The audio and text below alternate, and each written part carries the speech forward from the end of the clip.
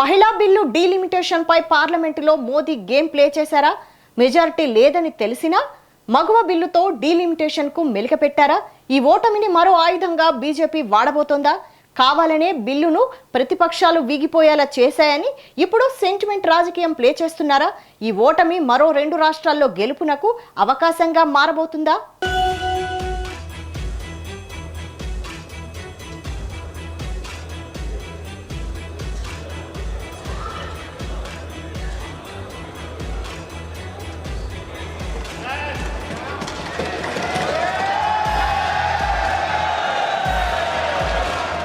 దేశ రాజకీయాల్లో కలలో కూడా ఊహించని పరిణామం.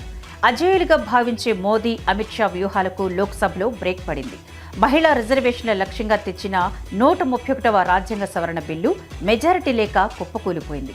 ఆర్టికల్ 370ని సైతం అలవోకగా నెగ్గించుకున్న కేంద్రానికి ఈసారి విపక్షాల ఐక్యత చుక్కలు చూపించింది.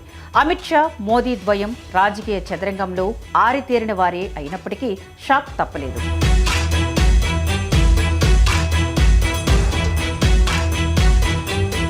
నిజానికి ఇది ప్రభుత్వ వైఫల్యమా లేక కావాలని వేసిన రాజకీయ ఎత్తుగడనా అనే చర్చ ఇప్పుడు దేశవ్యాప్తంగా సాగుతోంది. 2026 జనాభా లెక్కల తర్వాత జరగాల్సిన డీలిమిటేషన్ను 2011 లెక్కల ప్రకారమే చేస్తామని కేంద్రం మొండిగా ముందుకు వెళ్లడం విపక్షాలను ఏకం చేసింది. మహిళా బిల్లును డీలిమిటేషన్తో ముడిపెట్టడం వెనుక పెద్ద డ్రామా ఉందని ఇండియా కూటమి గట్టిగా వాదించింది. ఫలితంగా సభలో అవసరమైన 3/2 మెజారిటీ రాకపోవడంతో బిల్లు వీగిపోయింది. संविधान के अनुच्छेद 368 के उपबंधों के अनुसार सभा की कुल सदस्य संख्या के बहुमत द्वारा तथा सभा के उपस्थित और मत देने वाले सदस्यों के कम से कम 2/3 बहुमत द्वारा पारित नहीं हुआ। अब इस संविधान संशोधन पर विधेयक पर आगे की कार्रवाई करना संभव नहीं है. అయితే ఈ ఓటమి వెనుక బీజేపీ అసలు వ్యూహం వేరే ఉందన్నది రాజకీయ విశ్లేషకుల మాట. ముఖ్యంగా పశ్చిమ బెంగాల్ అసెంబ్లీ ఎన్నికలు హోరాహోరీగా సాగుతున్న తరుణంలో మహిళా ఓట్లను ఆకర్షించేందుకు ఇదొక ట్రాప్ అని భావిస్తున్నారు.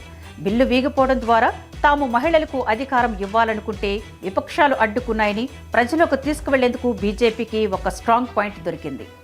इसलिए टीएमसी ने कांग्रेस के साथ मिलकर साजिश रची और इन्होंने महिलाओं के लिए 33% सीट सुरक्षित रखने का कानून नहीं बनने दिया.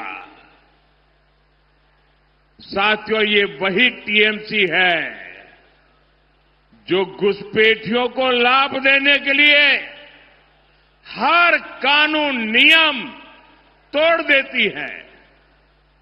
ये वही टीएमसी है जो धर्म के आधार पर आरक्षण देने में जुटी है, संविधान की भावनाओं का गला घूंटने में लगी हुई है. మహిళా రిజర్వేషన్ల క్రెడిట్ తీసుకోవాలని చూసిన బీజేపీకి సభలో షాక్ తగిలిన క్షేత్రస్థాయిలో దీనిని విపక్షాలకు వ్యతిరేకంగా సెంటిమెంట్ అస్త్రంగా మార్చేందుకు కమలనాథులు సిద్ధమయ్యారు. విపక్షాలను మహిళా వ్యతిరేకులుగా చిత్రీకరించడమే టార్గెట్గా కమలం పార్టీ ప్రచారం మొదలుపెట్టింది. ఇది మోదీ ప్రభుత్వానికి పార్లమెంటరీ ప్రక్రియలో తగిలిన పెద్ద ఎదురుదెబ్బ అయినప్పటికీ దీనిని ఓట్ల రూపంలోకి మార్చుకోవడానికి బీజేపీ అప్పుడే తన ప్రచార యంత్రాంగాన్ని సిద్ధం చేసింది. లోక్సభలో ఓడినా ప్రజా కోర్టులో గెలవాలన్నది మోదీ ప్లాన్. మరి దీనిని విపక్షాలు ఎలా తిప్పికొడతాయో చూడాలి. ఈ పొలిటికల్ ట్రాప్ నుండి ఎలా బయటపడతాయో వేచి చూడాలి. Amendment Bill 26 and the Delimitation Bill 2026, which are intrinsically interrelated with the Constitution 131st Bill. So it cannot be viewed from the isolation.